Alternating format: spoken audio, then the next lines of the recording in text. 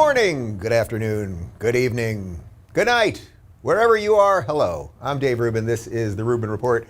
Direct message for today, April 30th, 2021. That's right, it's the last day of April. Time just continues to roll by at an ever faster pace.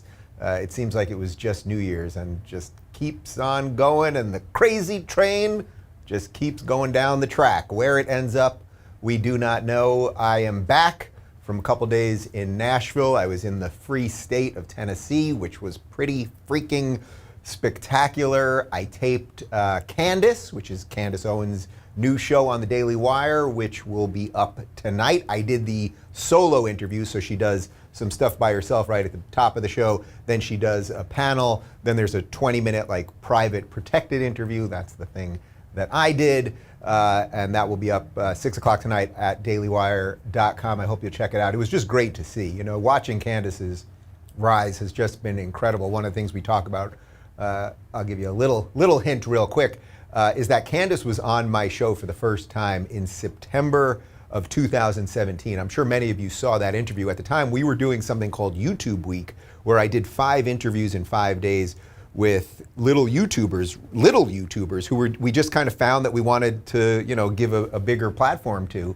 And we found this girl known as Red Pill Black, who had done one video, sort of in essence, it was about waking up and telling your parents that you're a conservative as a black girl. And it went viral. We saw her. We said, okay, let's fly out to LA. Anyway, I sat down with her a minute before we started that interview, which if you haven't seen, you should watch it. It'll really give you a sort of feeling of how the world has changed so much in these 3.5 years since. But a minute before the interview, I realized I didn't even know what her real name was. And I'm turning to my producers going, guys, I can't call her Red Pill Black. Does she have a real name? Found out her name was Candace. We have the interview. Candace and her friend that she was with actually stayed over. David made everybody dinner. We had about 10 hours. They stayed till probably like midnight. We taped at about noon, 12 hours or so. A couple bottles of wine and a lot of pizza later. And we've just become fast friends. And I mention all this because just watching her rise, watching somebody go from just a little YouTuber to literally someone changing the world, someone who has truly changed the state of the conversation, someone who has walked in the fire, had the mob try to destroy her, have all the stuff with Kanye, and then starting Blexit, and just all of the stuff that she's done just to become a complete great human being. And I'm just thrilled that she's got the show, and they have a live studio audience in there, which was so great to see real human beings. And as far as I know, nobody died during the taping. It was just incredible. And you know, broadly, just Nashville was just wonderful. The people are so nice and great and happy. The whole Daily Wire team, they're so thrilled to have left Los Angeles, where I am right now, and be there, and nobody's wearing masks. And even when you're at places, you know, the hotel where they want you to wear the mask in the lobby or whatever, like everyone basically just has the mask down, and people aren't dying. If they're getting vaccinated, they're getting vaccinated. Everybody's gonna be okay. We realize the world has moved forward, and just everybody was friendly and smiley, and I ate a lot of greasy food. I'll get to that in the Q&A in just a second. I'll tell you just one other quick funny thing about Nashville. So I thought, all right, I'm gonna be on Candace's show in Nashville. I'm going to Daily Wire. Shapiro was there, by the way. I posted some videos with him on our locals community. But I thought, all right, I'm gonna get some boots, right? I should get cowboy boots to be on Candace's show. So my producer Michael and I, we walked down Broadway there, where they've got all the shops and all the honky tonks and everything else. And I walk into this boot shop, and I'm like, I'm gonna get some boots. So I see some boots that I like, try them on. Well, I tried to try them on, I should say, because I realized that I've got LA sort of, you know, tapered. I don't wear slim fit jeans, but I wear, you know, jeans that, you know, fit the leg. You can't get boots in those jeans. And now I, for the first time in my life, understand really the purpose of the boot cut. The boot cut is for the boot. I never really put that together. So I was unable to get boots because I didn't want to get new jeans. It was a whole situation. We didn't have a lot of time. Yada, yada, yada. Watch Candace tonight at 6 o'clock. And yes, today we are doing an Ask Me Anything Q&A. You guys sent a whole bunch of stuff submitted at rubinreport.locals.com. Before we get to that, because, you know, Biden gave this big speech a couple days ago to, I guess, both houses of Congress, although there were like 4 people in the audience and they're all wearing masks and the whole thing is ridiculous theater. I wanted to comment on some of that. And then he gave a speech yesterday in Georgia where he was heckled, and then he was on NBC with more nonsense about masks. So we're going to do a little compilation of Biden stuff right now. Then I'll get to the Q&A. First, here's just a couple of the moments that you've probably seen, but I wanted a chance to analyze and give you my thoughts. So a couple moments from Biden's big speech to Congress. One day shy of the 100th day of my administration. 100 days since I took the oath of office and lifted my hand off our family Bible and inherited a nation, we all did, that was in crisis. The worst pandemic in a century. The worst economic crisis since the Great Depression. The worst attack on our democracy since the Civil War. Now, after just 100 days, I can report to the nation, America is on the move again. Madam Speaker, Madam Vice President.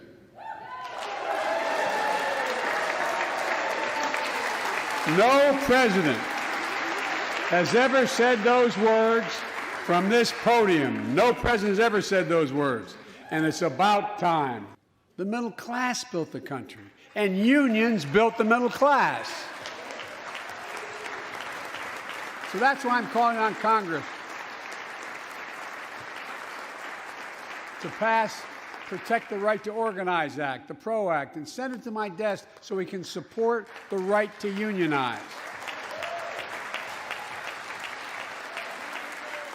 And by the way, while you're thinking about sending things to my desk, let's raise the minimum wage to $15.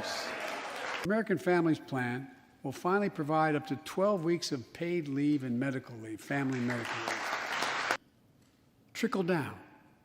Trickle down economics has never worked.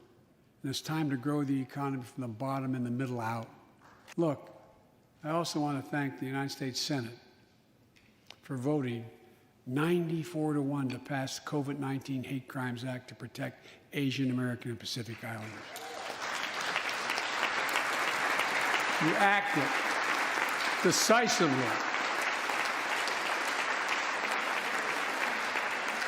You can see on television the viciousness of the hate crimes. So much pandering. Let's do it one at a time. I've bulleted out some things for you guys. First off, he talks about 100 days. Now, you may remember that Joe Biden, candidate Joe Biden, or President-elect Joe Biden, said that we'd wear masks for 100 days when he was in office. These idiots are still wearing masks. The two women behind him are fully vaccinated. He's vaccinated. Everyone in that room was vaccinated. They are doing this for pure theater, and clearly they want everyone to be wearing masks after 100 days. He said 100 days. That's what he said a while back. Then, I mean, there's so many ridiculous lines. To call the January 6th Capitol Hill attack, riots, protests, whatever you want to call it, to call that the worst attack on our country since the Civil War is so profoundly evil and dishonest, and just a complete destruction of truth, which is everything that these guys in the media do constantly. Now, I understand that Joe Biden has dementia, but it seems to me that it is a fairly severe escalation if he can't remember 9/11, which was only 20 years ago. If he can't remember that, that's a problem. He may want to think back to Pearl Harbor. That was pretty bad. There, we also had JFK was assassinated. There's a bunch of other bad stuff that happened. Now, we know that nobody even had a gun in terms of the people that went to the Capitol. We know that they actually let most of those people in, and that's not to excuse anyone that broke the law or did anything violent or anything else. But if this was an insurrection, as they keep calling it, this was the most pathetic insurrection in the history of the world. If these people were going to attack the seat of power and take over the United States government, they forgot to bring all the weapons. They forgot to have a plan. There was no coordination. It was a bunch of people taking selfies, sitting in Nancy Pelosi's chair. It's just absolute nonsense, but that's what they're pushing. Then he pretends to care about the middle class, which of course is complete drivel, because if you cared about the middle class, you would want to cut taxes so that new businesses could start. And by the way, what you also wouldn't do is call for a $15 minimum wage, because new businesses need to pay people less so that they can grow, and then eventually they'll pay more, and the government has no right to tell any small business or any business period how much they have to pay people. So that's just drivel, it's nonsense. And he wants a bottom-out economy. That's what he said. A bottom-out economy, except they're the people at the top. They want to control absolutely everything, as he's telling you he wants a bottom-out economy. You want a bottom-out economy? Get out of the way. Let people run their lives. Go home. Nobody likes any of you people. I don't think, and the way Nancy Pelosi, did you see that moment? If you didn't catch it, rewind this later, when he says, no, we really want a $15, pass a $15 minimum wage. And Nancy Pelosi erupts out of her seat the fastest she's ever, it's the fastest she's moved since she was going to get her next martini.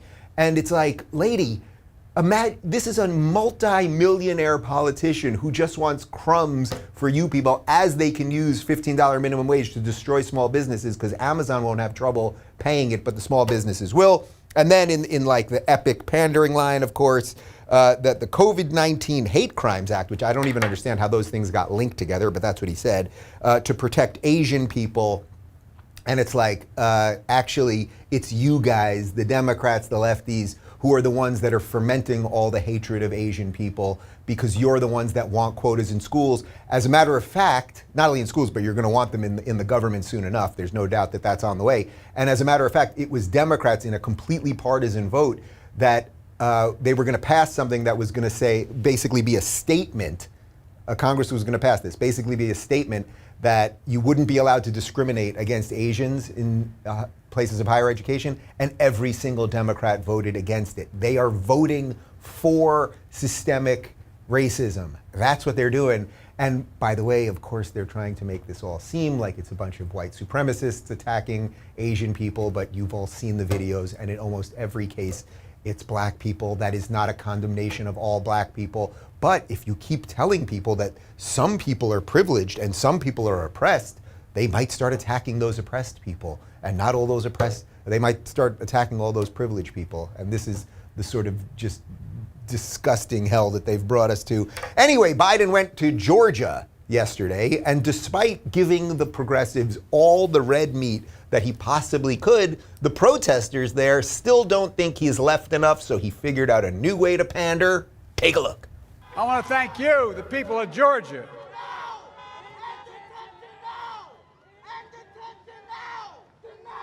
We'll give you a microphone. Folks, Georgia was 100 days ago today when I was inaugurated on the steps of the United States Capitol to be your president. And I was looking forward to coming back and seeing these guys. I agree with you. I'm working on it, man. Give me another 5 days. That's what they're talking about. Private detention centers. They should not exist. And we are working to close all of them.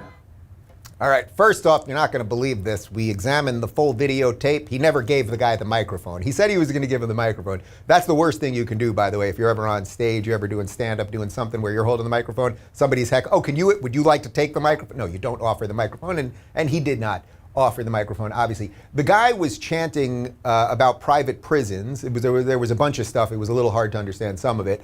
That's an interesting debate, whether we should have private prisons or not. I don't really think we should, and we can probably figure out all sorts of ways to commute sentences, especially on low-level drug offenses and all sorts of stuff. That has nothing to do with defunding the police.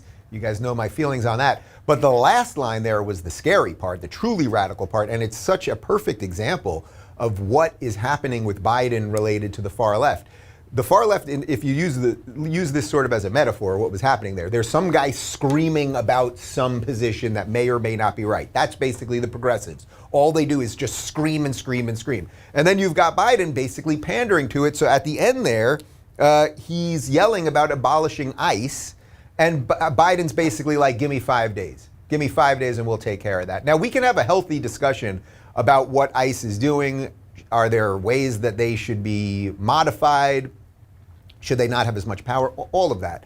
But all right, Biden just said it. There you go. He was going to give the guy the mic and then basically announce that in 5 days we're abolishing ICE. So we'll see about that. By the way, there's a couple videos that we're not showing you over the last few days where Biden has started answering questions from the press when they just start shouting things.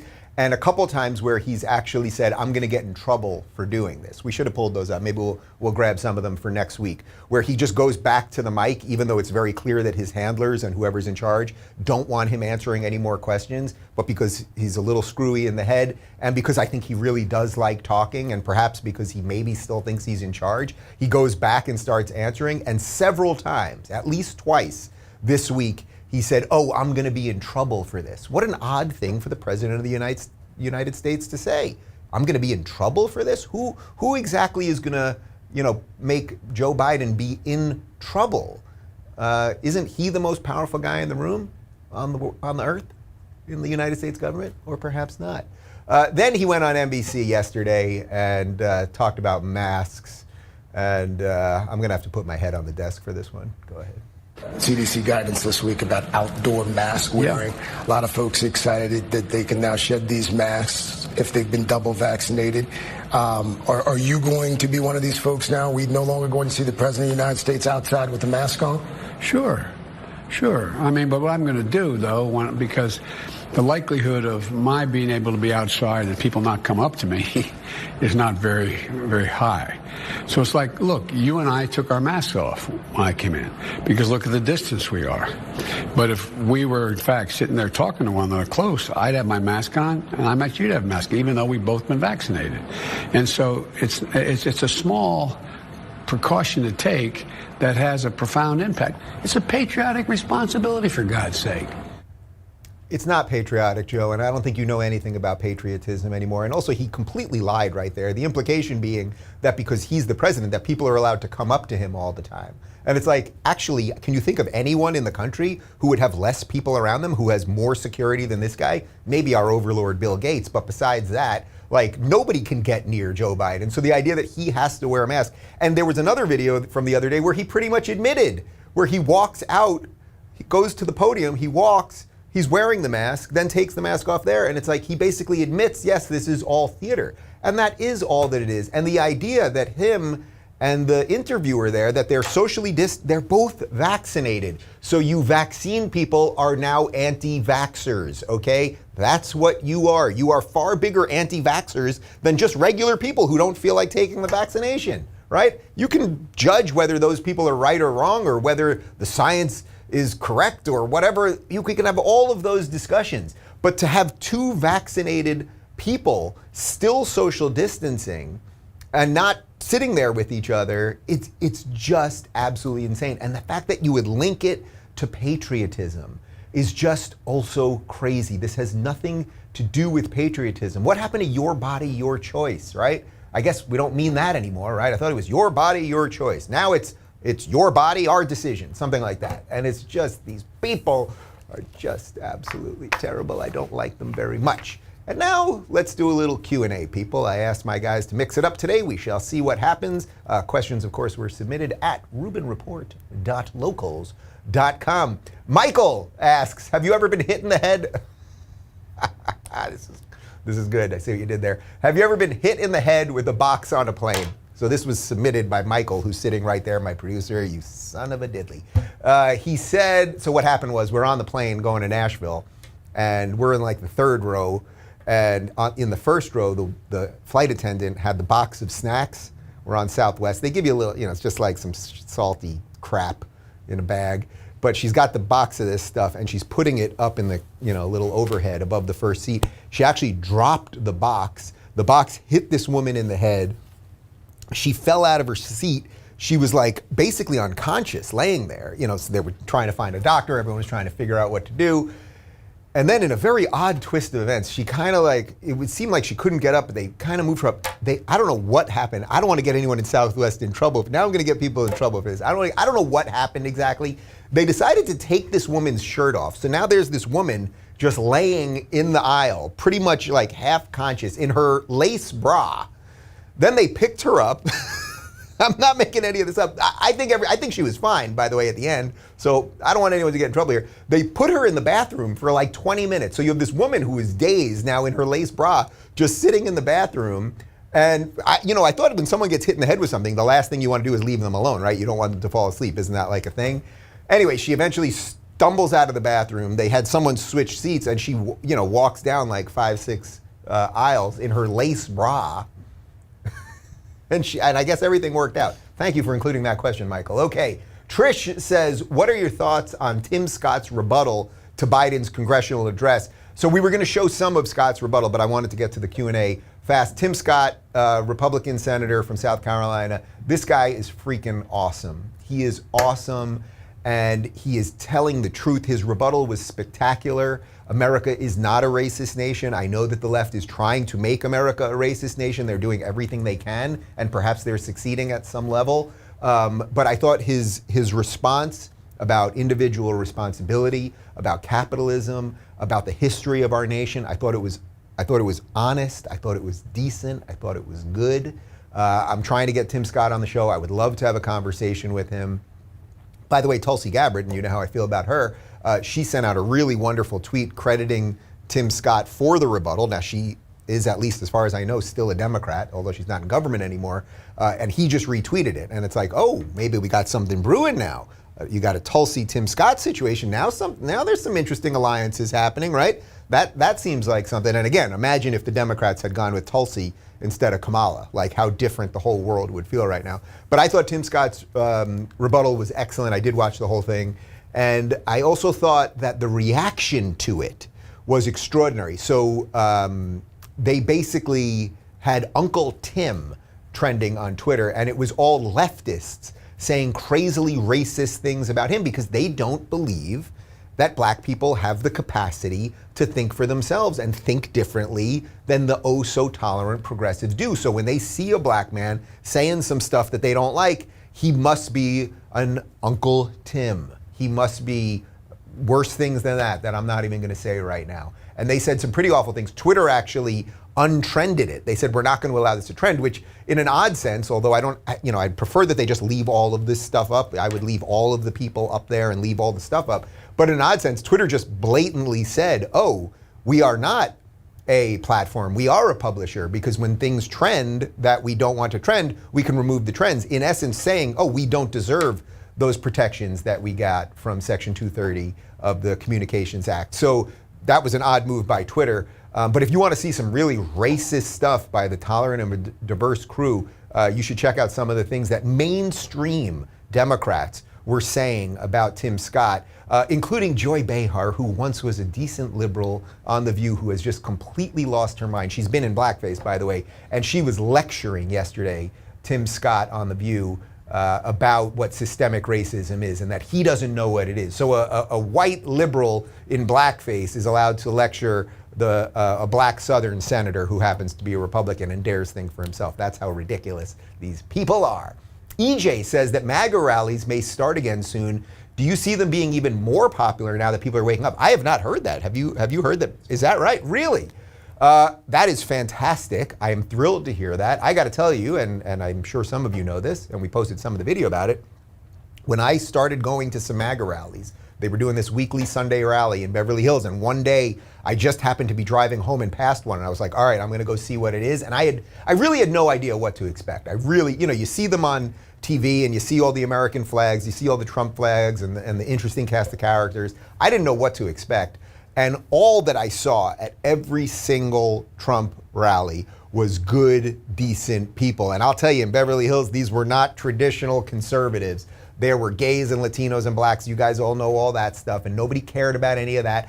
And as a matter of fact, there was one person there who came up to me and said something about Q and was like running around with the Q sign, and everybody was mocking that person. But I know the media wants to frame that these were all crazy conspiracy theorists and white supremacists. It was a true joy. And if they do start them up again, whether it even, the interesting thing is, does it have to have that much to do with Trump at this point? Like, make America great again.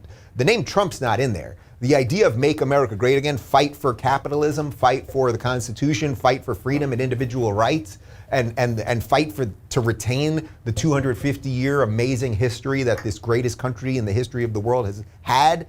I will be there. I will have fun. I will not wear a mask. I will be out with the people. So I'm thrilled to hear that that's starting up again. And it sounds like it'll be going next month. That's great. That's great. Giselle says that now that Chauvin has been convicted, Do you think that previous criminals that were arrested by Chauvin have a standing to get their convictions overturned? Well, I don't want to give you a completely legal answer on that because I don't know. Like, if it's an interesting technical question. If they convict a officer for improper behavior, do they get to reopen some of the other cases to see if that similar thing happened? I don't know what the legal answer to that is. I don't even know, if that is specific to a city law or a state law where the federal part of that gets involved. My guess is that there's going to be legal teams looking at that stuff. And for the record, I wouldn't have a problem if they go through the proper channels as opposed to burning down the courthouses. I wouldn't have a problem with them looking at those cases and seeing if he did anything that he shouldn't have done before that.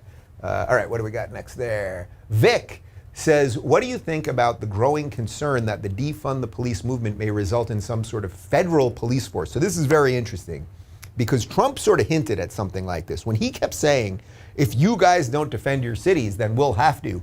Everyone kept saying, oh, Lord, here comes Hitler, right? He's going to bring in the Nazi police. They're going to be taking over these cities. Now, it's funny because at some level, if you're somebody that lives in Portland or Seattle or San Francisco or some of the places where we really see this Antifa BLM violence, and obviously in Brooklyn Center, in Minnesota, and in Minneapolis, and some of these other places.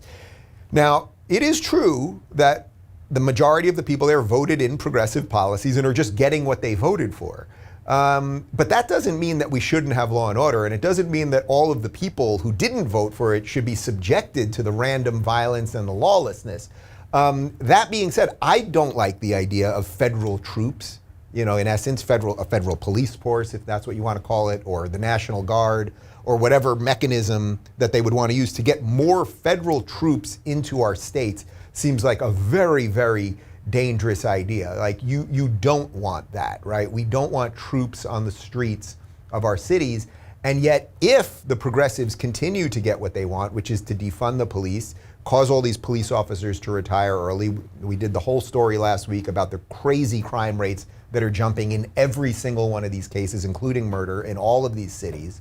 Right, like you trust me, you don't want to go to New York City right now. You don't. I lived there for most of my adult life. I was there for just a couple hours a few weeks ago in Times Square. It was legitimately scary. It felt like I Am Legend. It did not feel like the New York City that I knew and loved for my whole life, basically.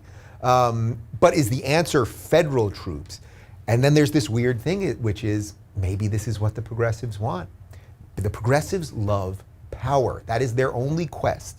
Their quest is to destroy stuff now so that there can be enough of a vacuum so they can fill it however they see fit. So maybe in some bizarre sense, they're trying to destroy these cities so that they can go to the federal government and go to old Joe and say, you have to put federal troops on the ground because they really, really love power. So I would not be for it. I don't like it.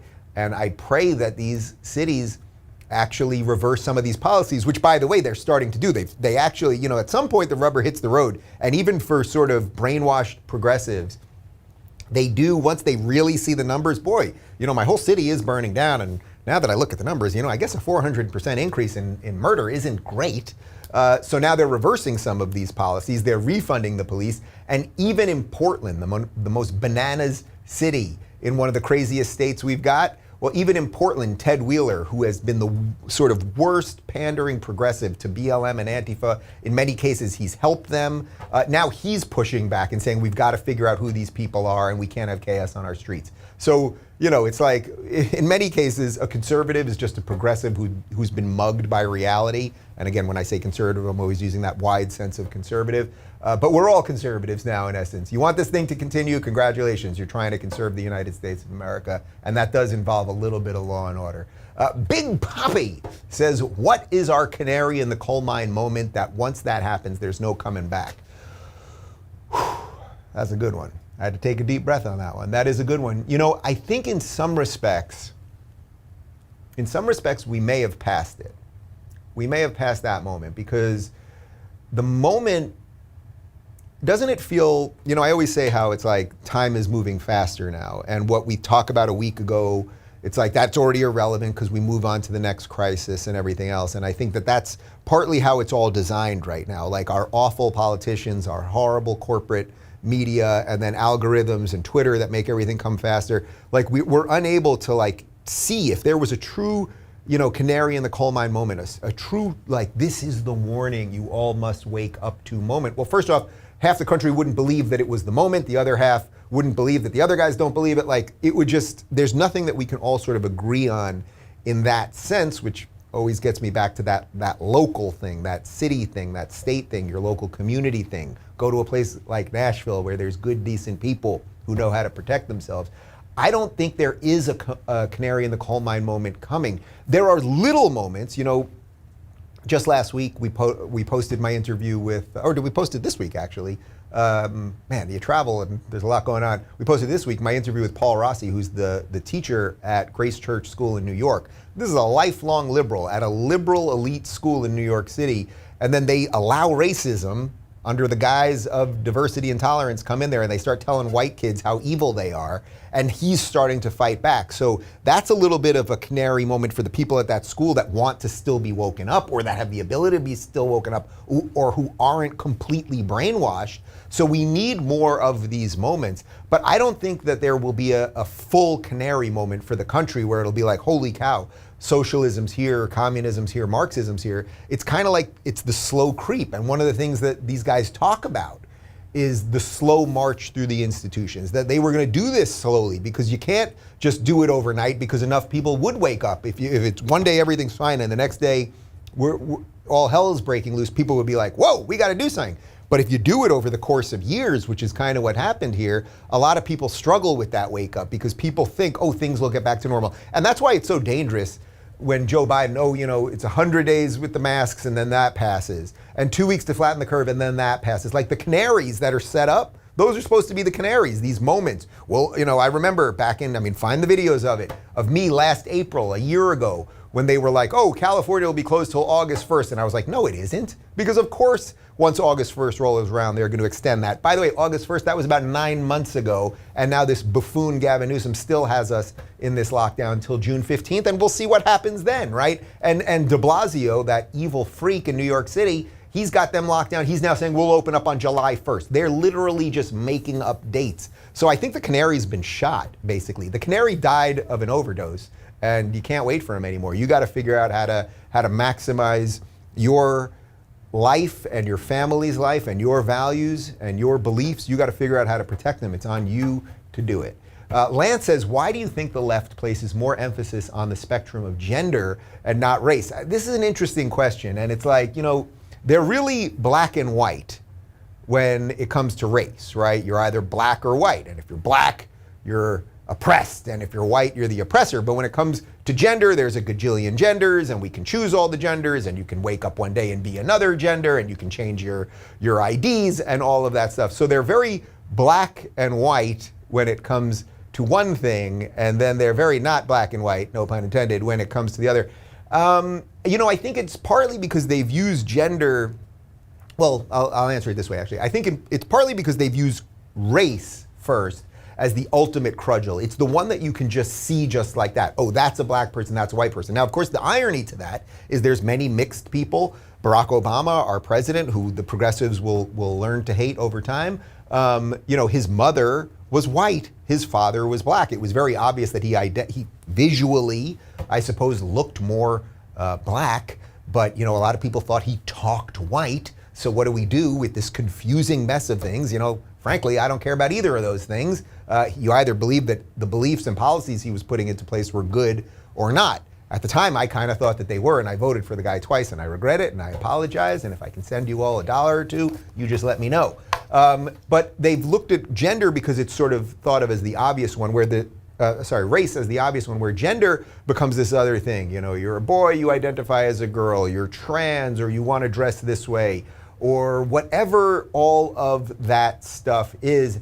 And this is why the trans issue has become, what I would say is it's become sort of this crazy vehicle for a lot of other stuff. So I'll do the part, so you losers at Media Matters, when you clip this video, it's just going to be out there. I'll do the part with the caveats, which is that I want people to live whatever life they want to live. I don't care if anyone's transgendered, and if you are an adult and you want to transition, that's fine. I don't think the government has to pay for it. I don't think your employer has to pay for it, and I certainly don't think children should be doing it, and I know that all makes me a right-wing racist, but that's just my personal belief on that. Thank you very much. But you can do whatever you want as an adult. You cannot have a situation, which is where we're headed right now. We're going to be teaching this stuff in schools. We're going to be then, I mean, we will get to the point. I guarantee this is what the progressives want with everything. We will get to the point where 5-year-olds at schools are going to say, I want to be the other gender, my parents won't let me be there, and then teachers are going to be reporting parents, and we will have some sort of social services that are going to try to take parents away from kids. I think there's even a case of that happening in Canada right now.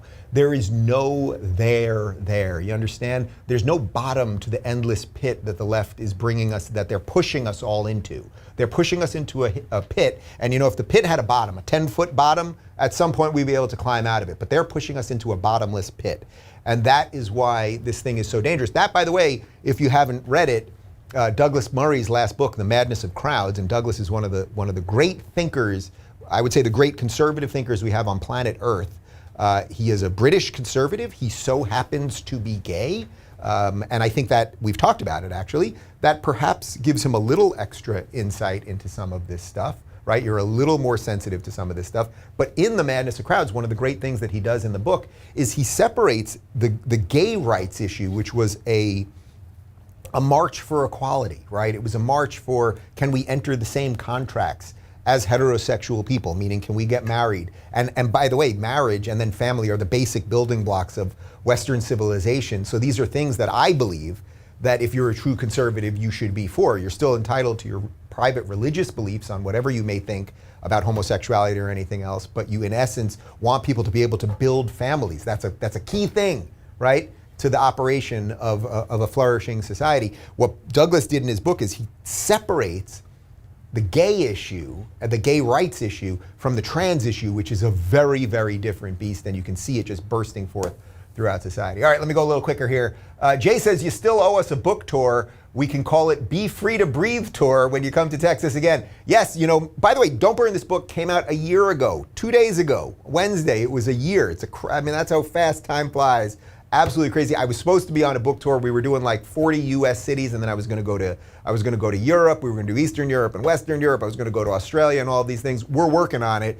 As I told you guys a week or so ago, I just handed in my second manuscript. So my next book, which we'll announce over the next couple weeks, will be out, I believe, in April of next year. So 1 year from now, which is a kind of funny thing about the publishing process. Like the ideas that I included in this book that I just finished, they're gonna be all hot a year from now, because that's when I'll do all the press about them. That's when it'll all be being talked about.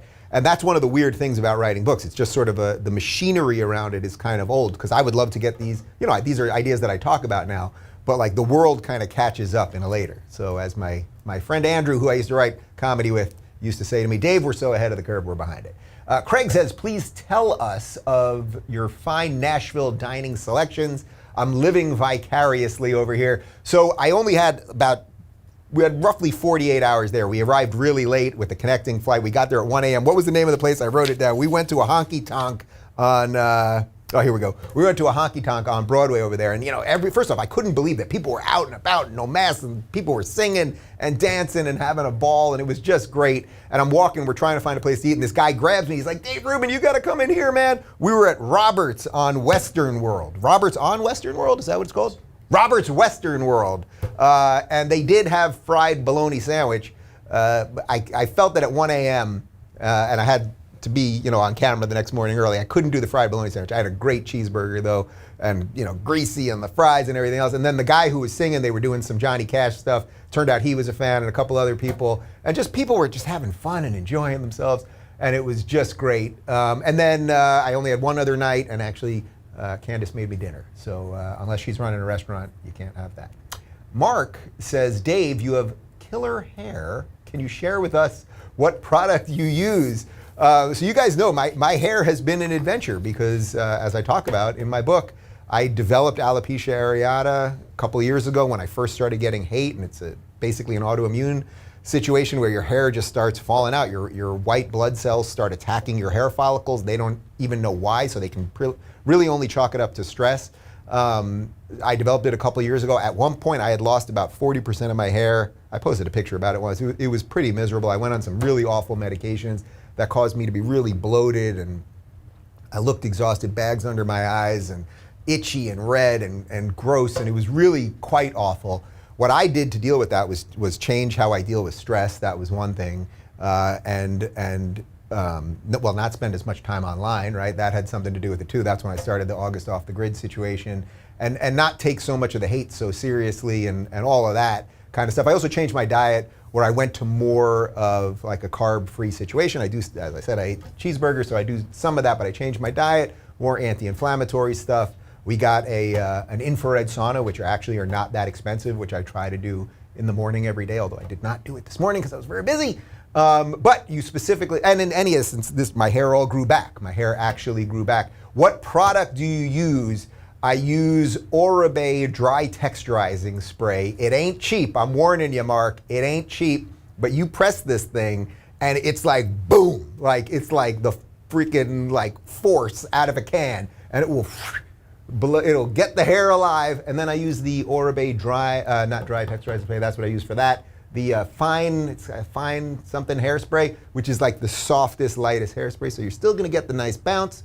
And I can't tell you that one advantage of being in LA. There's no humidity, so you can pretty much do anything you want with your hair. Nashville, my hair was a little flatter. You'll see that probably tonight on Candace, 6 p.m. Eastern on DailyWire.com. Reminder, guys, part 3 of my interview with Mark Levin, who has been, I'm sorry, that's 6 p.m. Pacific for Candace, is that right? Okay. Part 3 of my interview with Mark Levin, who has been fighting for so many of the causes that I have come to believe in for many, many years before me. That is up on YouTube right now. And of course, the full episode is up ad-free at rubinreport.locals.com.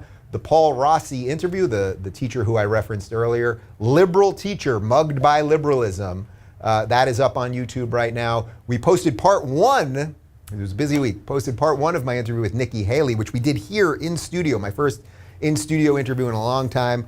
We did a little makeshift situation, but we're going to work on filling out the studio, and so I can do some more stuff in person. Part 1 is up on YouTube right now because it was about the John Kerry incident that everybody was talking about this week. The rest of it will be up next week. And for more, if you want to play along and see what I'm eating, what I'm listening to, what else I'm doing over the weekend, and just share good things about life as opposed to endless politics and hate, you can join us at rubinreport.locals.com. And by the way, we've got an iOS app, so an Apple app, and an Android app that you can get on Google Play. And there's push notifications and live chat. When I'm on the plane, I was doing live chat with people. We'll be testing out live video streaming, I think, in about a week. A lot of good stuff happening. So I hope that you enjoy the weekend. I hope that you've enjoyed our time together. 42 minutes. Is this the longest one I've ever done? This might be the longest direct message I've ever done, people. What a day. What a day. Have a great weekend, everybody. See you on Monday.